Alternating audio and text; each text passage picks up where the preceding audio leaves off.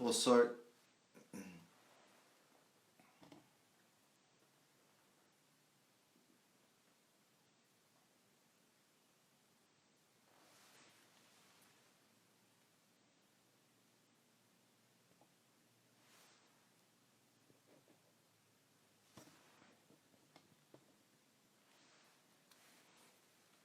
Sorry, guys. I think the connection. Yes, I hope you guys enjoy because I am such a good conversation. I've been learning so much. Thank you, Kalan. Let's see if we can get back Professor Robert.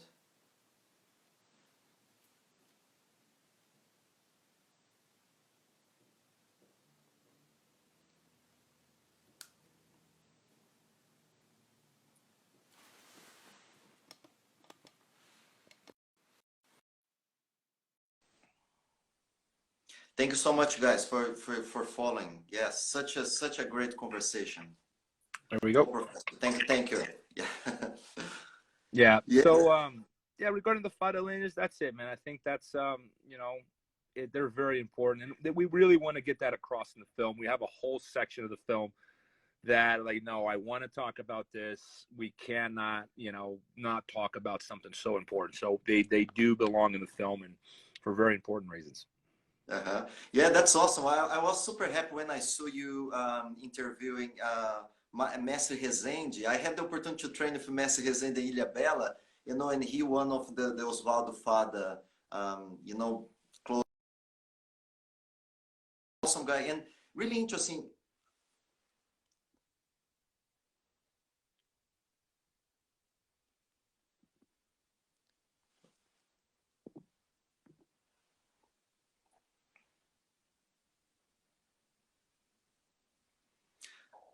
Sorry, guys, we're trying to reconnect again.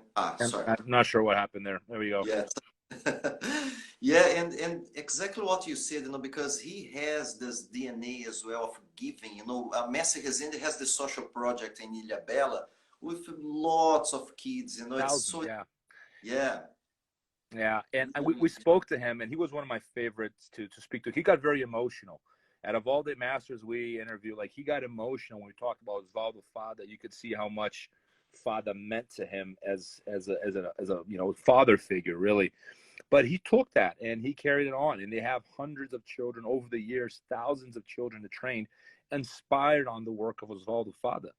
So, and their work continues. It's still going. It's not something that has stopped. I myself had a project like that in Brazil. I had 50 kids training under me. I didn't even know Osvaldo Fada had started it, but I heard that people were doing it in Sao Paulo, so I started doing it too. Later, I Uh-huh. would learn that Osvaldo Fada was the one that got the ball rolling. Like, he was the first person to actually see jiu-jitsu as a tool for social well-being and the betterment of society. So I love him for it. I really wish we could have met Osvaldo Fada. We do have footage of him teaching. It's exclusive footage. It's never been used before. No one has ever seen Osvaldo Fada teach before. Wow. We found that footage with his family. It was a bit of a pain in the butt to get it from his family because they were holding on to it. I'm like, listen, we're trying to tell his story. We're not attacking him. We're trying to help. But we did get the footage of him teaching jiu-jitsu, and no one had ever seen him teach. No one had ever seen a video of Fada. There's no video footage of him anywhere. So we Uh-huh. actually have that. We're going to show it in the film. That's amazing. And Professor Robert, what was the discovery you kind of was shocked by, or kind of really surprised during this process of researching and interviewing so many people? Because you travel several times to Japan, right, Brazil, and all sorts. So which person has changed your views of this whole history?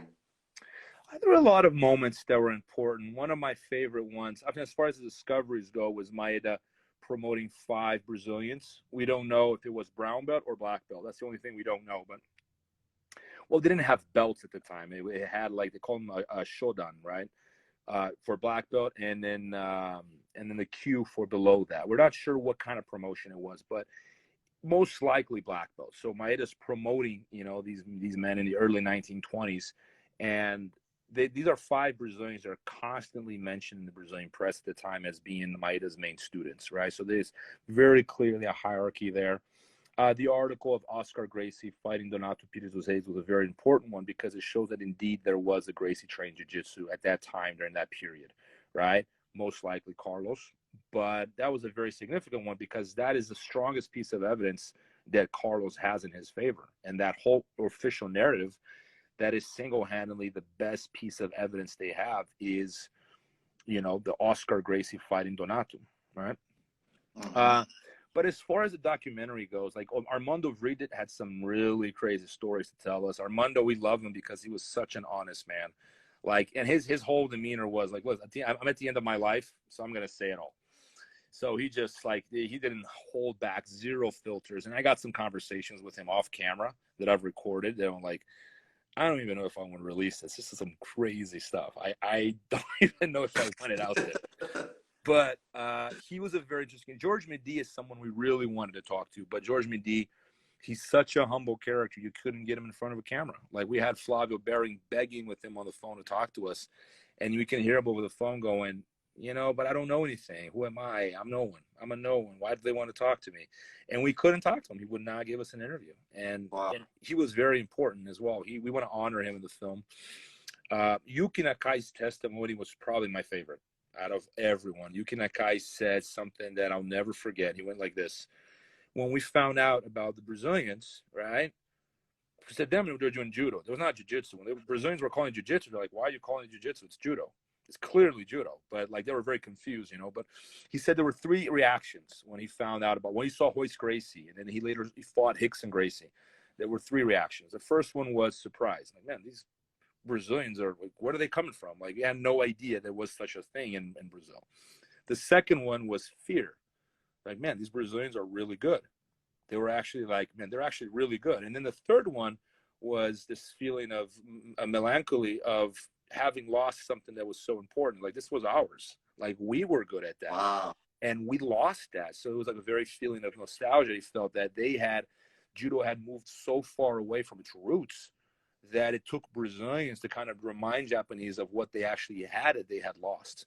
It was a beautiful interview. Even though I don't speak Japanese, I get home and I'm reading the transcripts and I'm like, man, this is so good. So he just hit the nail on the head. And Brazilian Jiu-Jitsu comes back to Japan with the Brazilian twist to it because Yuki Nakai and his gym were far more Brazilian than they were Japanese. That was very interesting to witness. Wow, that's amazing. Yeah. What do you think in this process? Why do you think the Japanese lost this this touch with the art? In your opinion, what's the reason? Kano, for all his brilliance and all of his qualities, which were undoubtedly many, I think his understanding of fighting was limited. I think he had a very poor understanding of combat in general. You don't talk about grappling without ground fighting unless you don't know grappling. There's like, how else you go around that? But he compares it to animals on the ground. Humans walk, animals crawl. Like, he didn't like the ground. It took Kodokan, his black belts, take a beating from the Fusenryu guys on the ground for him to kind of wake up and go, okay, we have to keep some ground in judo, which is kind of what saved Brazilian Jiu-Jitsu when you think about it, because the seed of Newaza, of groundwork, was there. But it was planted not by Kodokan and Jigoro Kano. It was planted by a man called Matai Nemon, who was a Fusenryu teacher. And the Fusenryu school was specialized on the ground. And when they fought the Kodokan guys, they would take them down and choke them. So that's when Kodokan was like, okay, we have to implement a little more groundwork here.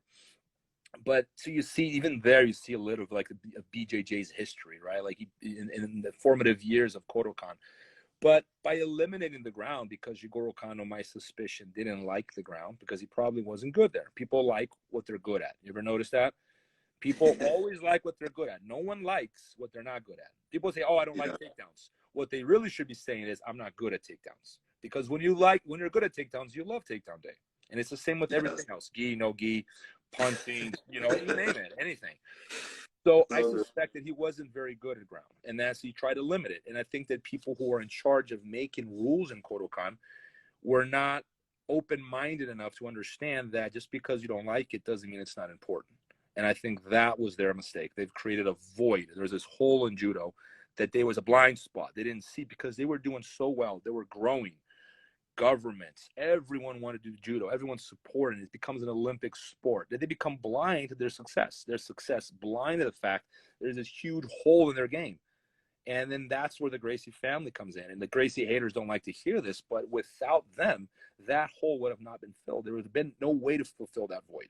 But it's Jigoro Kano's mistake. As a tactical mistake, it is poor understanding of how grappling develops. He was too concerned with ideas of being a gentleman. It was too concerned with being, I got to be clean and standing upright. The ground is filthy. And that mistake warrants the existence of Brazilian Jiu-Jitsu. Wow.